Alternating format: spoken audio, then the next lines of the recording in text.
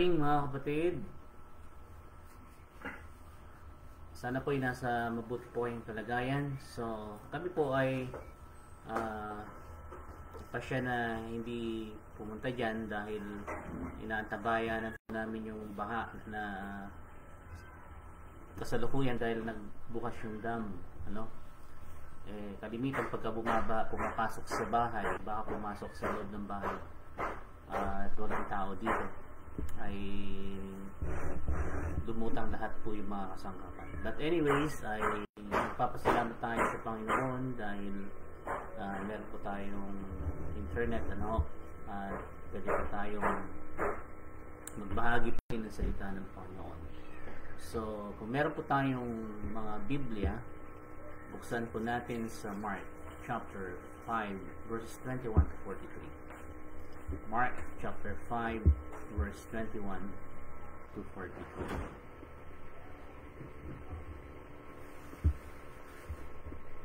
Pagbasahin ko po sa King James Version.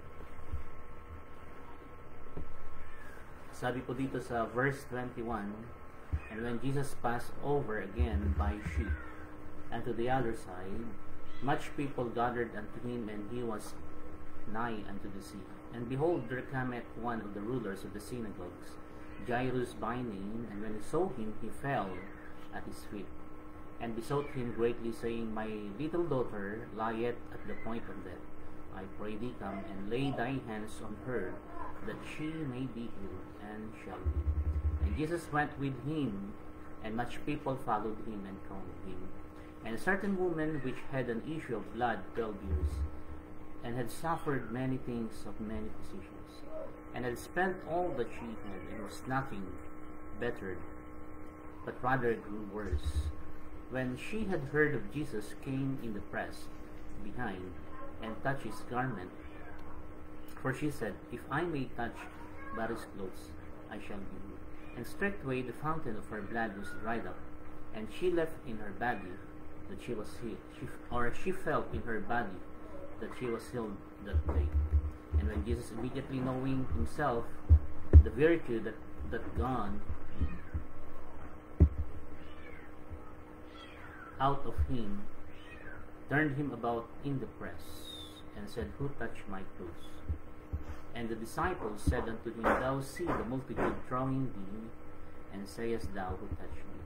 And he looked round about to see her that had done these things. But the woman, fearing and trembling, knowing what was done in her, came and fell down before him, and told him all the truth. And he said unto her, Daughter, thy faith hath made thee whole. Go in peace, and be whole of thy plague. While he yet spake, there came from the ruler of the synagogue's house certain which said, Thy daughter is dead. Why troublest thou the master any further? And as soon as Jesus heard the word that was spoken, he said unto the ruler of the synagogue, Be not afraid, only believe. So dito po natin hinama po yung ating pong pamagatan ng the power of faith, or the power of believing.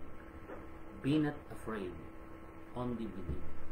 And he suffered none men to follow him, save Peter and James and John, the brother of James. And he came to the house of the ruler of the synagogue, and see the tumult, and them that wept and wailed greatly. And when he was come in, he saith unto them, Why make ye this ado and weep? The damsel is not dead, but sleepeth.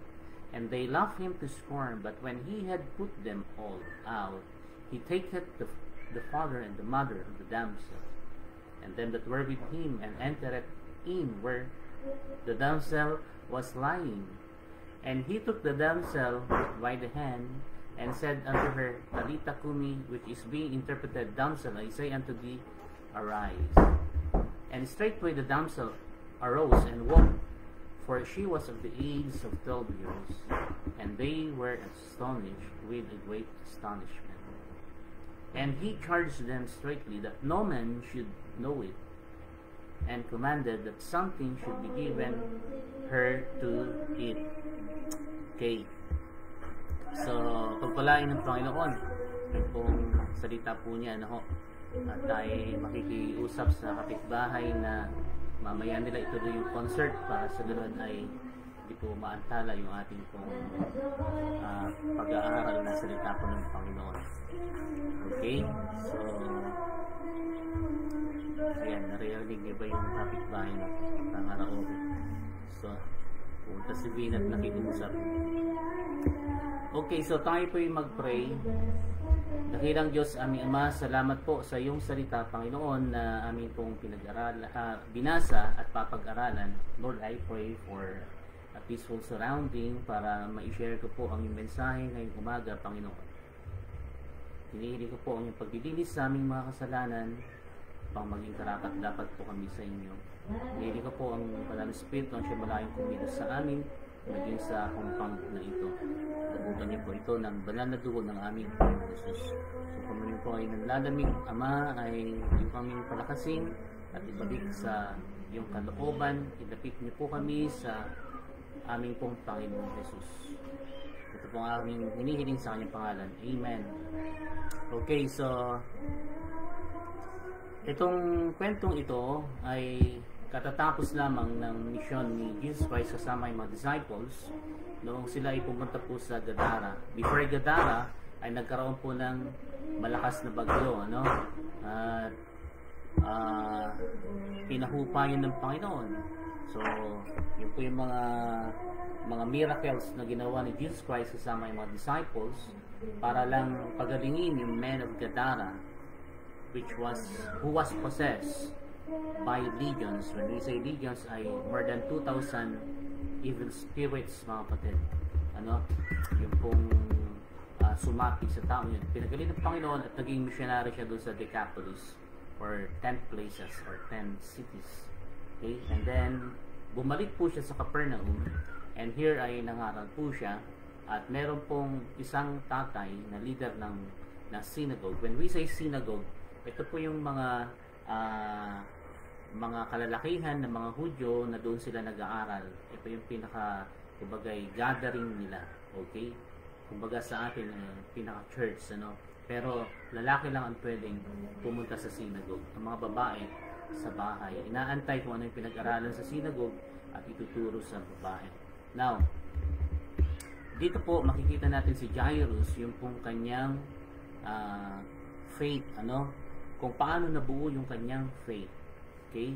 And itong si Jairus ay makita po natin, siya po ay ruler ng synagogue.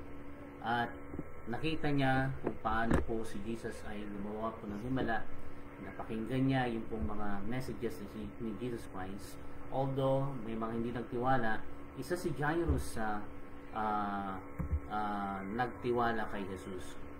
Bagamat siya ay may power, may pribileyo, may prestige, may position, may prominence, at meron siyang pera, mga kapatid, ano, kailangan po niya si Jesus. Sapagkat yung pinaka mahalagang tao sa buhay niya, kanyang anak, ay may sakit. Kaya ang sakit ay kamatayan, ay pwede pong bumisita sa kahit sino man, mayaman o mahirap, malusog o may kapansanan. Mga kapatid, ay wala pong ligtas po dito. Ano, kagaya po itong si Jairus, yung kanyang little daughter, 12 years old, was dying and he need help. Okay? Kaya itong broken-hearted na tatay na ito ay kailangan ay lumapit siya sa isang tao na mayroong kapangyarihan, walang imposible sa kanya at may kakayanang pagalingin ang kanyang anak. Walang iba kung hindi si Jesus. Okay? So, napakahirap ito sa kalagayan ni Jairus dahil malapit nang mamatay yung kanyang anak. Ano, after all, siya maraming pera pero wala siyang magawa. Ruler po siya ng synagogue pero hindi po dahilan yan para gumaling yung kanyang anak. Ano. So, ngayon, mga kapatid, itong si Jairus ay lumapit po siya kay Jesus nang meron pong kumbaga masubukan nga, parang ganun yung kanyang nararamdaman, ano, dahil napapakinggan niya si Jesus at nakikita niya yung mga miracles. Okay?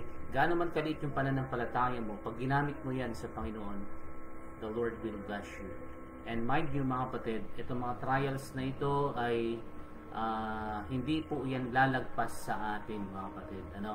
So, minsan ang buhay natin ay okay, then mamaya may problema. At pagka dumating yung problema mga kapatid, ay kailangan natin si Jesus Christ. Pagka tayo blessed, kailangan natin si Jesus Christ. Praise the Lord pa rin. Pagka may problema, praise the Lord pa din. So, yung pong mga great men of the Bible, just like Job, nung siya pinagpapala ng Panginoon, wino-worship niya yung Panginoon, nagpre-pray siya sa Panginoon. Nung siya niloob ng Panginoon na masubok at nawala ang lahat kayamanan niya, family niya, kalusugan niya, praise the Lord pa rin, nagpuri siya sa Panginoon. Ganun ang gusto ng Panginoon sa ating mga kapatid. When the trials of life come, you need a resource outside of yourself. Kahit na sabihin mong ikaw yung pinakamalakas, pinakamayaman, kailangan mo si Jesus. When death, sickness, sorrow, problema sa asawa, family, financial trouble, o anuman, you need more than some religion or the stuff of this world. Sino yun? Si Jesus Christ. You need the faith that rests in Jesus and His power alone.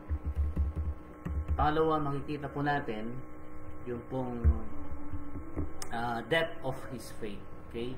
Yung lalim ng pananampalataya ni Jairus. So, si Jairus, perhaps, ay napakinggan niya si Jesus Christ and that he can just do it by touching someone who is diseased, at gagaling. At surely he has already heard yung pong mga kwento about the amazing power of the Lord's touch. At alam niya na sa kanyang paglalagi sa synagogue, sa kanyang pakikinig sa seashore, at nung si Jesus Christ ay nangaral, nagpagaling, okay, sa mga kawawang mga tao at pinagaling po niya, nakita po niya iyon. So, regardless of whether he heard about it or nakita man niya na kanyang sariling mata, si Jairus believed that Jesus can do this for his own daughter. Nagkaroon po siya ng spark of faith, mga kapatid, in this hopeless situation. He believed na yung touch ni Jesus Christ gagaling yung kanyang anak. Okay, so yun po yung unang enkwentro niya sa ating pong Panginoon. Itong kind ng faith na ito ay hinahanap po ng Panginoon. Ang gusto ng Panginoon ay lumapit po tayo sa Kanya sa dulo or at the end of our own abilities. Yung bang wala ka nang mapupuntahan. Kaibigan, kapatid, kapitbahay, maski pamilya mo, ay wala na talaga. So, yun ay kailangan mo maranasan para 100% kay Jesus ka magtitiwala. And He wants us to come to the place where we know that we can't, but where we believe that He can. Okay? Yung bang sitwasyon na hindi mo ko nakaya, pero si Jesus lang ang makakaya. Yun po ang gusto ng Panginoon na pananampalataya. Just like Jairus. Okay? So, many times, when our faith is full and weak, kagaya ni Jairus, our faith must be in the Lord at sa magagawa ng Panginoon. Faith in Jesus is faith that will always be honored by God. Ang sabi nga ng Panginoon sa Mark chapter 9, if thou canst believe, all things are possible to him that believe. Okay? So, believing is an ability. If thou can, sabi niya, di ba? Kailangan ay labanan mo yung doubt, labanan mo yung kumbagay kahinaan ng kumbagay kawalan ng pananampalataya mo, So, magtiwala ka, i-boost mo yung paniniwala mo sa Panginoon, sa kanyang mga pangako, sa panalangin, and you must resist negative things. You must resist doubt. You must resist devil. Okay? And anything that defile yourself, you must resist it in order for God to hear and accept your faith. Kahit ba tiwala ka ng tiwala sa Panginoon, hindi naman maayos yung ginagawa mo sa Panginoon, paano mag-work out yun? Ang ating Diyos ay banal. So, you must do good, mga kapatid. Okay? And exercise your faith para ibigay ng Panginoon yung ating pong inaasam. So, all things are possible to him that believe. Lahat ay posible sa kanila na sumasampalataya o nagtitiwala. Sabi ng Panginoon, and whatsoever ye shall ask in my name, whatsoever, kahit na ano, that will I do, that the Father may be glorified in the Son. If ye shall ask anything in my name, I will do it. So when we pray to the Father, we ask it in Jesus' name. Okay? Sabi ng Panginoon, mag-pray tayo sama. That for me, you can also pray to Jesus Christ. Okay? So you can pray both to the Father and to the Son. Okay? Sapagkat sila ay iisa. No matter what kind of prayer, basta't nandun yung pangalan ng Panginoon sa Kristo, ibibigay yun ng Panginoon. Okay? The Father, the Son, and the Holy Ghost. So faith in Jesus may start out very small, but it will not stay that way for long, mga kapatid. Lalaki yung faith na yan, and God is a way of growing our faith as we walk with Him through the days of our life. So that's the faith of Jairus, no?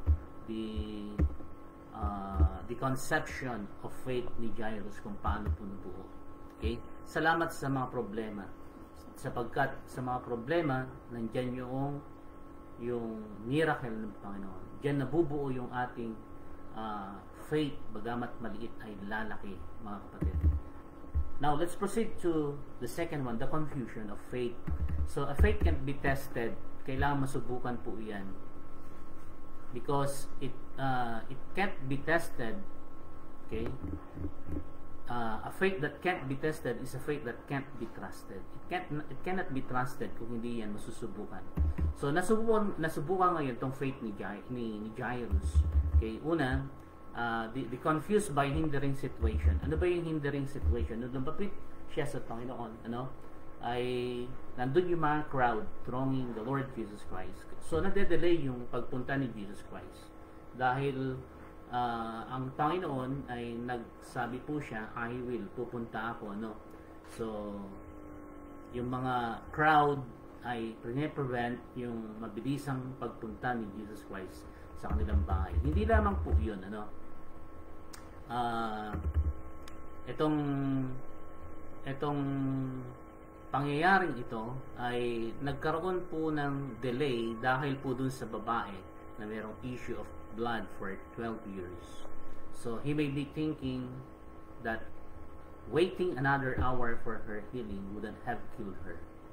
He may be thinking that this interruption will kill his daughter. Okay? Imagine nyo yung sarili nyo sa kalagayan ni Jairus. Madedelay yung pagpunta ni Jesus Christ. Diba? At na-delay nga dahil sa crowd at dahil sa babaeng ito, yung babae na humipo doon sa laylay ng damit ng ating Panginoon Kristo. So, we don't know what was going sa isip po ni Jairus during that interruption, At siguro nagiging impatient na siya, yung kumukulo na yung kanyang damdamin dahil nade-delay, dahil siya ay tatay at yung anak niya ay malapit nang mamatay. Okay? So, that's the first thing, mga kapatid, yung pong there's a confusion. Okay? Nalilesen yung kumbaga yung faith niya dahil sa sitwasyon, dahil na-delay yung ang pagpunta ng Panginoon. Minsan ganun tayo, mga kapatid, So yung ating hinihingi ay na-delay at tayo po ay nawawalan na ng pananampalataya. Parang wala na, Pero sa bawat delay, ang Panginoon, mga kapatid, ay meron pong plano. Okay? So, alam niya yung gaano kaseryoso yung sitwasyon. He knows the broken heart of this father Jairus, and he knows the urgency sa kanyang pangangailangan. Pero si Jesus, mga kapatid, he poses to take care of the need of that woman. So, ang mahirap, mga kapatid, and harsh on the surface has some important lesson to teach us. Pagka tayo'y nakakaranas ng ganito, kagaya po ni Jairus, na delay yung ating prayer, yung ating heart's desire. Dating doesn't run on our schedule. Hindi po kasi nababound si God sa time and space. At wala pong time ang Panginoon. Wala siyang clock and a calendar. So, ang mga delay sa buhay are designed to increase our faith and to test our faith, mga kapatid. So, si Jairus, I believe he kept on believing on the power of the Lord Jesus Christ to heal. And just like Joseph, mga kapatid, no? Siya binenta, siya po ay tinapon sa pit, binenta, and then pinaratangan. Pero si Joseph, he kept on believing at blessed po siya ng Panginoon. Naging prince ng Egypt. When God doesn't move as quickly as you might like, trust Him anyway. Amen? So, kung de-delay man yung heart's desire mo, yung prayer mo, you trust God anyway. And secondly, confused by hopeless situation. Okay? Hindi lamang po siya na-confused by hindering situation, kung hindi sa hopeless situation, but naging hopeless, pastor. Sapagkat noong pinapagaling ni Jesus Christ yung pong babae, o noong kino-confront na niya yung babae, nag-uusap sila nung the woman with the issue of blood for 12 years. May dumating, na servant ni Jairus at nagbigay ng news that is blunt and final. Ang sabi niya, thy daughter is dead. Patay na ang iyong anak. Why troublest thou the master any further? Ba't mo pa istorbohin ang ating master, ang ating Panginoon? So they are saying, don't bother Jesus, even if He can't fix that problem. Your daughter is dead, and that is just the way it is. Tanggapin mo na lang, Jairus. So itong news na ito ay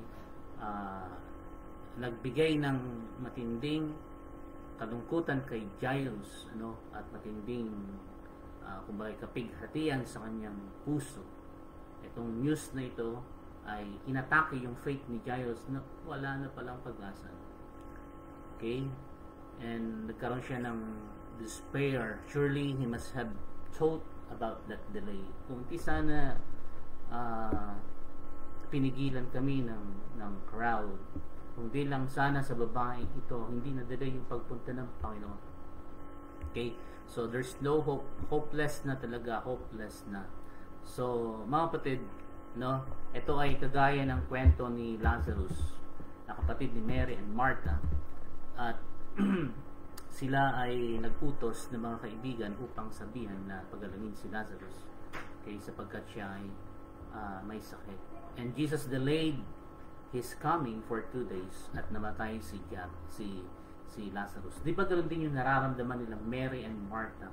But at the end, mga kapatid, ay gumawa ang Panginoon ng napakalaking himala. So, that may have been how the disciples felt out noong sila po ay nasa storm, hopeless and helpless po sila. Yung pong nasaksihan po nila na the men of Gadara na napossessed ng mahigit 2,000 mga masamang espiritu, hopeless and helpless situation, pero ginawa ng Panginoon ng himala. Si Job, mga kapatid, siya po ay pinagpala, siya po ay kilala at tanyag, pero dumating siya sa punto ng kanyang buhay na wala na siyang kayamanan at family, okay, helpless and hopeless, at maging yung kalusugan niya ay wala na, but he still keep on trusting the Lord, and there is power in believing God on what God can do in that situation. Yun ang gusto ng Panginoon sa atin. God has a plan for your situation, even when you can't see kung ano yung ginagawa ng Panginoon. Learn to trust Him anyway, and your faith will sustain you. Even when you can't see what He is doing, God is working to accomplish His plan at layunin sa ating buhay, mga kapatid. Kaya keep on believing. And lastly, the confirmation of faith. Okay? So, the faith of Jairus was weak. The faith of Jairus wavered. Okay? Pahina ng pahina sapagkat nade-delay yung kanyang kahilingan sa Panginoon. At ang matindi ay may news na patay na yung kanyang anak. But in the end, the faith of Jairus won out. Iningatan niya yung faith niya at hindi niya sinisi yung Panginoon, hindi siya nagsabi ng anumang kawalan ng pananampalataya sa Panginoon. Okay? Basahin po natin sa verse 36 to 39, and I want to read that verse for you. Okay. And as soon Jesus heard the word was spoken, he said unto the ruler of the synagogue, Be not afraid, only believe. Okay? Noong nalaman ng Panginoon na patay na rin yung anak ni Jairus, ay inunahan ng Panginoon, okay, na magsalita itong si Jairus. Be not afraid, sabi niya. Alam ng Panginoon na natakot siya. Only believe. And he suffered no man to follow him, save Peter and James and John, the brother of James. And he came to the house of the ruler of the synagogue, and he see the tumult, and then wept and wailed greatly. And when he was come, he said unto them, Why make ye this and weep? The damsel is not dead, but asleep. Okay? The damsel is not dead, but asleep. Natutulog lang, sabi ng ating pong Panginoon. Okay? So, sabi ng Panginoon, be not afraid, only believe. Kaya kung ikaw ay nakakaranas ng matinding problema at hopeless and helpless situation, sinasabi sa inyo ng Panginoon, be not afraid, only believe. Okay? Rest if you must, but don't you quit. Okay? Patuloy kang umasa sa Panginoon. Pagka ikaw ay nahihiga, express your faith in the Lord. Pagka ikaw ay nakatayo at nasa amang lugar, express your faith in the Lord, your confidence in the Lord. Kung ikaw ay malakas sa pananampalataya, you express your confidence, your faith in the Lord. Kung alam mong nangihina ka, you whisper a prayer and you say a word that shows your confidence in the Lord. Okay? So Jesus and Jairus continued on to Jairus' house. At nung sila'y nakarating po doon, ay nakita niya yung mga mourners, okay, wailing, okay, and crying, and sad tunes were being played. Sa Jewish law po, it required that even the poorest people have at least one mourner and 2 flute players. So this mourner showed up as soon as there was a death. Okay? Na-observe na rin natin dito sa ating bansa, no? Meron pong mga hinahire na mga mourner, mga awit, ano. So they came quickly because the dead were buried before sundown. The same practices continues to this day in the parts of the Middle East, ano. So ganun kabilis yung kanilang sa burol ng kanilang mga nawala sa buhay. So since Jesus was wealthy and well-known, the number of hired mourners would be many, you know. So, sabi po dito ay Mark describes their noise as tumult. This word describes a clamorous uproar. So, madami po sila dahil mayaman nga itong si Jairus. So, Jesus sees this morning go on. The word see has the idea of watching of a prolonged time. Jesus is watching this show and he knows that there is no genuine grief involved sapagkat mga mourners po sila, no? And then these are people who look at death at the end of all things. Walang pag-asa pagkatapos ng buhay. Yung po mga klase ng tao doon. So that's the reason why the Lord Jesus Christ let the damsel die. Okay? Upang makita ng mga taong walang pag-asa, walang alam sa katotohanan na meron pong buhay pagkatapos ng kamatayan at ang muling pagkabuhay ay kay Jesus Christ. So, Jesus seems to have a different opinion. Ang sabi niya, he calls it sleep, natutulog lang. The damsel is not dead, natutulog lang. He's thinking about so-called soul sleep. So, many in our world believe that the soul and the body go together into the grave to await the resurrection. Okay? Pero hindi mga kapatid. Pagka namatay ang tao, hihiwalay po yung kaluluwa. Okay? At huhusga ng Panginoon ang kaluluwa. Same true, yung kaluluwa at espiritu ay sila po ay inseparable, mga kapatid. Okay? And the soul that sinneth without Jesus Christ will die in hell. And the soul who believed that the Lord Jesus Christ is the only Savior and Lord of all mankind, sa langit po pupunta. When Jesus says the girl is sleeping, he reveals to a proper perspective of death. When death claims a believer, the body lies down in sleep, but the soul flies away to be with the Lord. There is no real death for a child of God. Okay? Ang namamatay lang sa atin yung katawan. Pero babaguhin to ng Panginoon, sabi po ng 1 Corinthians chapter 15. Well, speaking of that, mga kapatid, the Bible says, the wages of sin is death, but the gift of God is eternal life in Christ Jesus. Kung ang problema ay hindi maiiwasan ng sino man sa anumang kalagayan ng tao, mayaman o mahirap, malusog o may kapansanan, ganon din po ang kamatayan. Mayaman, mahirap, mamamatay. Mga kapatid, ano bang lahi ay mamamatay. At ang kamatayan ay bunga ng kasalanan. And the Bible says, all have sinned and come short of the glory of God. At ito talaga ang sitwasyon ng tao, hopeless and helpless. This is the real problem of man, sin. No? Well, yung mga problema po natin, lilipas po yan. Kaya, pagka may problema ka, lagi kong sinasabi sa akin, lilipas din yan. Okay? Matatapos din yan. Walang problema na walang solusyon. Sapagkat nandiyan ang Panginoon. Pero ang pinaka-problema ng tao ay kasalanan. Alam niyo mga kapatid, sapagkat pag ang taong makasalanan ay namatay at wala siyang kaligtasan, wala siyang pagkakilala kay Jesus bilang Panginoon tagapagligtas, ay hopeless talaga yon, no? Helpless, no? So, you see, pagka may problema ka, nagdadalamhati ka, mabigat yung pakiramdam, ano? So, kung yung mga nakakaranas ng matinding problema, alam nila yung sinasabi ko. Pero isipin niyo si Jesus Christ, no, ang Panginoong Diyos natin. Ang kanyang kabigatan ay kaligtasan talaga ng mga taong nilikha po niya. Alam niyang patungong impyerno, yan, no? Pero binigay niya ang kanyang buhay. At alam niya, bagamat ibinigay niya ang kanyang buhay, marami pa rin ang hindi maniniwala sa kanya. At that's why yung katangian ni Jesus Christ as a long-suffering Savior, a long-suffering God. Kung ikaw ay nakakaranas ng problema, 1 taon, 2 taon, 12 taon, just like yung babae, ano, with the issue of blood.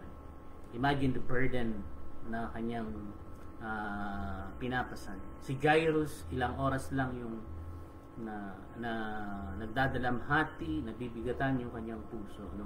Yung pakiramdam na nawalan ng mahal sa buhay. But si Jesus Christ, ang ating Panginoon, simulat sa pulong nagkasala si Adan at Eva, at dumami ang tao, alam niya yung mga taong nilikha niya ay patungong impyerno. Di ba kabigatan niya yun? Di ba yun ay kumbagay kurot sa kanyang puso ng napakatagal, okay? Since the beginning na nagkasala sila Adan at Eva, at yan ang kanyang burden. At alam niya na kahit niya ibigay niya ang kanyang buhay, meron pa rin mga hindi maniniwala sa kanya, at nabibigatan siya dahil wala na silang pag-asa pag sila'y nasa impyerno. That's why our Lord is a long-suffering, long-suffering Savior. And gustong-gusto ng Panginoon na tayo ay magpagamit upang ibahagi ang gospel sa mga taong walang pagkakakilanlan kay Jesus bilang Panginoon Pagligtas.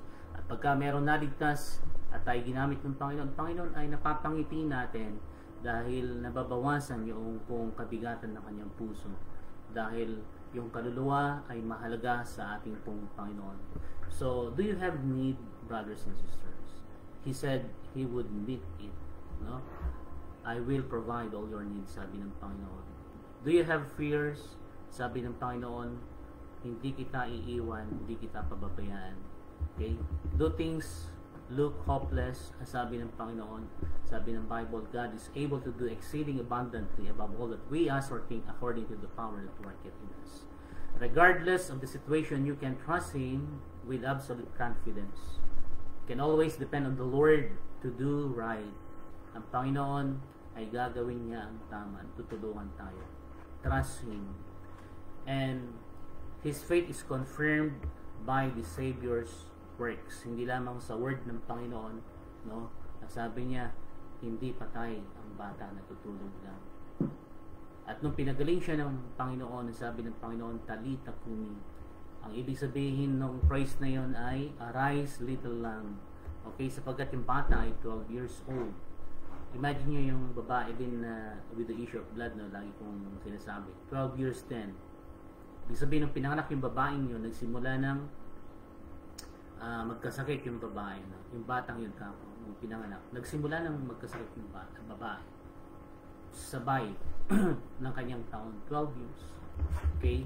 And Jesus is moved with compassion by the grief in this home, and He calls the little girl's spirit back into her body.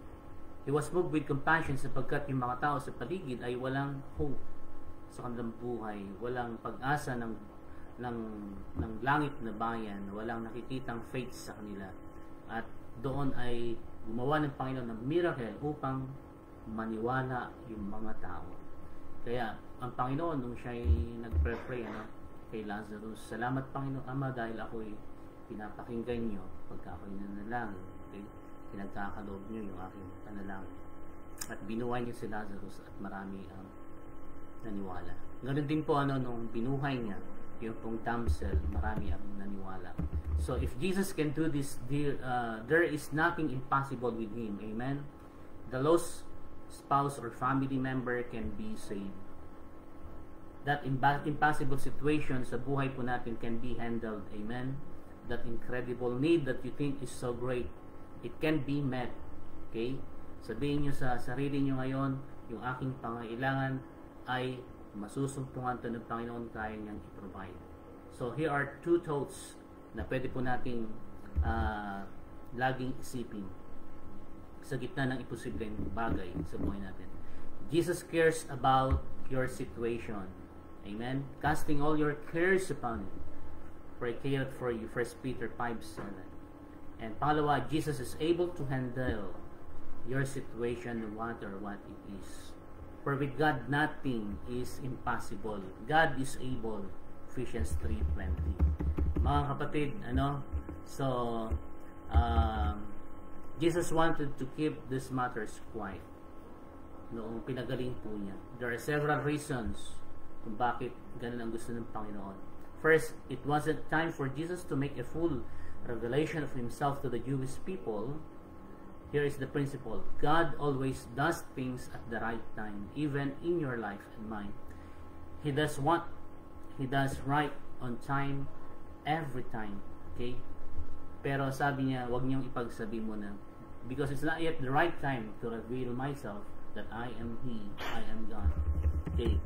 Second, Jesus did not want every person to think that they would always receive healing when they were sick. Ayaw ng Panginoon na pagka may karamdaman ang bawat isa sa atin, ay ayaw ng Panginoon na malagay sa isip nila na always sila ay gagaling. Ito ay special na ginawa ng Panginoon for the sake of those around them. But on the other hand, mas ayaw ng Panginoon na hindi ka magtiwala pagka meron kang sitwasyon sa buhay, may problema sa buhay. Okay, now, so Jairus had his faith, and yung maliit na pananampalataya niya ay lumago. His faith enlarged by his encounter with Jesus. He discovered the power of God, and his life would never be the same. If I could leave you with anything today, mga kapatid, ito yon. When sickness comes, believe Jesus. When death comes, believe Jesus. When the bottom falls out of life, believe Jesus. When the answers to your prayers are delayed, believe Jesus. When you are ridiculed for your faith, believe Jesus. When you are looking at a hopeless situation, believe Jesus. When I place our problem in the Lord, it suddenly grows very small. Pero pagka titignan mo yung problema, okay, yung faith mo sa Panginoon, liliit. Kaya, focus on the Lord Jesus Christ, not the problem. No matter how great it looks sa ating mga mata, it is nothing compared to what God can do. Nothing is impossible with God. God is able to meet your needs, my friends, my brothers and sisters in the Lord. Let's pray. Father God in heaven, we thank you for your message, oh God, for this morning. Thank you for the life of Jairus, Panginoon. Nagkaroon po siya ng faith at nagsimula po ito, Panginoon, sa maliit na faith hanggang sa bless nyo ang kanyang faith, Panginoon. At nasubok yung kanyang faith for the delay, Panginoon, ng kanyang request kay Jesus Christ. At yung situation po niya ay naging hopeless and helpless. Pero bless ng Panginoon Kristo At kinonfirm ng Panginoon na totoo ang kanyang mga pangako. Surely He is able and He will do it. Lord, meron po kaming mga problema, kanya-kanyang problema sa Open Door Baptist Church, San Miguel. And I know that you know this, O God, and it is a hopeless and helpless situation. But we believe that nothing is impossible to you. Nothing is impossible with the Lord Jesus Christ. You are able, O God, to do exceeding abundantly above all that we ask or think, according to the power that worketh in us. Thank you for your promises that they are faithful and true. You are faithful and true, O God. Thank you for the Lord Jesus Christ. And I claim that promise na sinabi niya, whatsoever things we pray in His name, O Lord, you will give it to us. And we pray, Lord, that you meet our financial needs, oh God. It is very impossible, but I believe that you are our Jehovah God. Sa mga kapatiran na may karamdaman, Lord, wala pong imposible. Kayang-kayang pagalingin ito ng Panginoon Kristo. Salamat po, O Diyos, sa iyong encouragement sa amin. Salamat, bagamat kami makasalanan, ay niligtas niyo po kami. Kung hindi niyo pinagkait si Jesus, Panginoon, binigay niyo si Jesus para sa amin. Hindi niyo rin po ipagkakait ang lahat ng bagay sa amin sa pamagitan po niya, maging sa aming pong mga kahilingan. Pinupuri ka namin, Ama, at pinapasalamatan sa tanging pangalan po ng Panginoong Kristo. Amen. Amen, mga kapatid. Maraming salamat po sa pakikinig po nyo. At ito po si Pastor Marvin, at salamat po. And God bless us all.